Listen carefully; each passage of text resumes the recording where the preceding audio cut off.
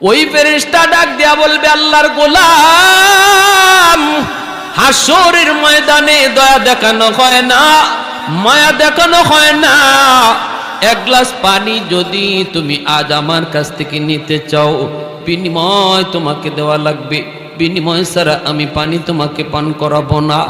এই অবস্থায় তার জান বের হয়ে যায়, বের হয়ে যায়, প্রাণ তার বের হয়ে যায়, বের হয়ে যায়।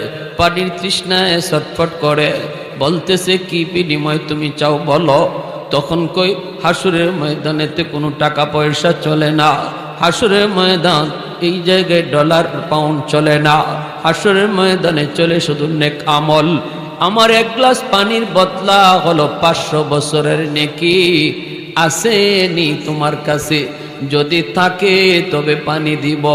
সাথে সাথে কয়, ভাইরে আছে, আছে, আগে আমার জান তুমি বাঁচাও, 500 বছরের নেকি